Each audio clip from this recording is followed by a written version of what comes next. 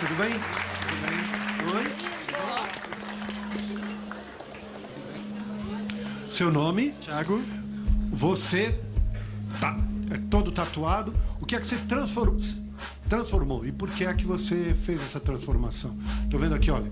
Vou fazer alguns detalhes aqui. A orelha, não é? Piercings faciais, né? Alargamentos no trio, nariz, né? Lábio também alargado, a língua bifurcada. Tem escarificação nas costas, não sei se quer mostrar. Uhum.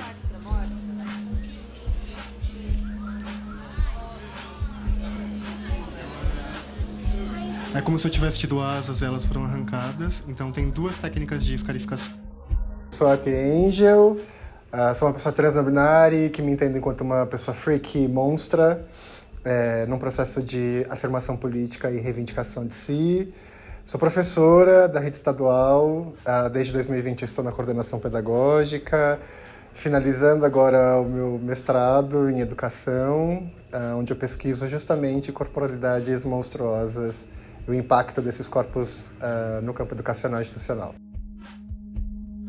Porque eu venho de uma família pobre, de periferia, que é onde a gente está, inclusive, né? Com baixa escolaridade e fundamentalista religiosa. Então, nesse esquema, nessa configuração de família, né? O corpo era um problema, né? E não só o corpo modificado, o corpo como um todo, né? Porque dentro de uma perspectiva fundamentalista religiosa, o corpo é lugar do pecado, né? Então você tem que sempre ocultar, negar e abandonar esse corpo quase, né? Por uma forma de libertação, de encontrar, enfim, o céu, essas coisas todas, uma loucura, né? Mas enfim, foi nesse contexto que eu começo a minha vida, né?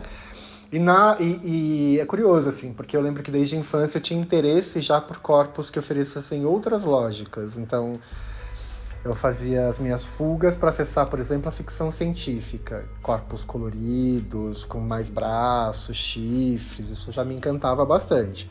Mas, assim, era uma criança interessada em ficção científica, ponto.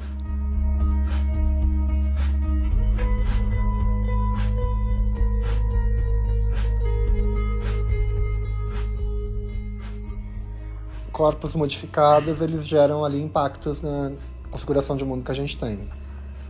Sobretudo porque bagunça um pouco a norma, né? A normatividade aí. Nesse sentido, a gente vai ter situações nem sempre agradáveis, né?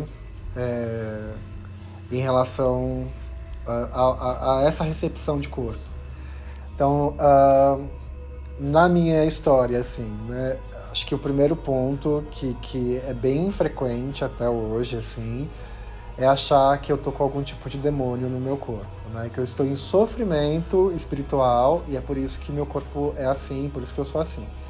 Então as pessoas, de uma forma bem invasiva, bem colonizadora, querem impor a religião delas, né, para mim, enquanto uma possibilidade, porque elas acreditam que eu esteja em sofrimento. E aí eu fico ouvindo e falo, meu Deus. E é horrível, assim, porque isso acontece em espaços públicos físicos, mas também em ambientes, né? Hoje menos, mas teve uma época, assim, que a galera mandava pregação em inbox, sabe, de rede social, e eu ficava, não, gente, não é possível, né? Acho que, perceba, vê uma foto e acha que a pessoa tá sofrendo, né? Então tem bastante. Que é um lugar que a gente pode entender de demonização de uma cultura, de um corpo, de uma pessoa, né? A outra questão é ter a ideia de que é um corpo, porque assim é público, né? Então você tá na rua, a pessoa já vem querendo pegar, encostar, enfiar o dedo na orelha. E não, né, gente? Não sai correndo assim.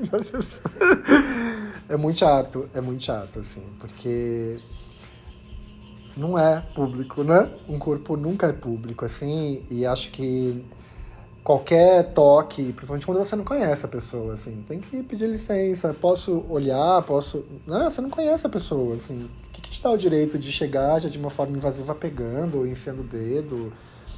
Isso acontece.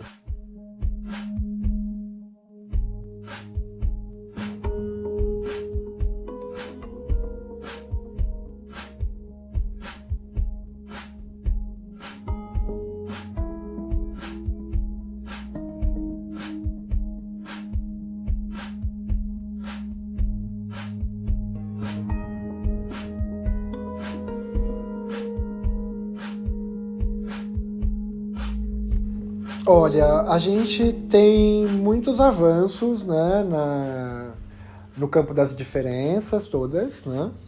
Muitos avanços. Mas a gente pensa nos últimos anos, muitos retrocessos também, sobretudo na relação que a gente tem com o corpo, né? A gente retrocedeu bastante. Então, para as pessoas que ou retrocederam ou que nunca chegaram num lugar razoável, né, de respeito e de entendimento das diferenças que envolvem o corpo, eu diria, assim, para elas viverem com mais pessoas fora da bolha delas, assim, né? Tentarem diálogos, estudar. Acho também que vou pensar enquanto uma pessoa freak, assim, a gente não tem a obrigação de ficar o tempo inteiro ensinando as pessoas, né? Acho que Google, né? Pesquisa, vai assistir um documento. Tem uma série incrível no YouTube que chama Sauntering, que fala sobre modificação corporal. É uma aula aquilo, né? Eu me conheço. Então as pessoas poderiam também buscar mais, não ficar esperando cair no colo, né? Porque é muito confortável para as pessoas que sempre tiveram conforto e sempre tiveram todos os privilégios ficarem esperando que caia tudo no colo e falar, agora eu tenho conhecimento. Não é assim que funciona, né? Então é sair um pouco dessa zona de conforto, desse privilégio e buscar conhecer aquilo que eu não conheço, entendendo que é importante no sentido da convivência coletiva e que a convivência coletiva envolve justamente diferenças e multiplicidades de possibilidades de manifestação de vida, de instauração, inclusive, da diferença, né? Sei que algumas pessoas não têm essa utopia de achar que todo mundo vai olhar e vai entender, e que vai achar ok, que vai respeitar, e que não tenho essa ideia. Acho que sempre vai ter grupos de pessoas que vão olhar de uma forma desumanizadora e discriminatória, mas para quem, né, pensa aí em outras possibilidades de existência, estuda, leia, conversa, conviva com pessoas diferentes, né? Porque senão a gente sempre fica falando com as mesmas vozes, as mesmas pessoas e nem percebe as ausências, né? E aí é um processo difícil, porque é mais fácil você falar sempre que o outro não sabe, né? O preconceito está sempre no outro. E aí olhar para dentro de si é um trabalho que às vezes dói e as pessoas não querem, porque elas querem sempre estar nessa zona de conforto.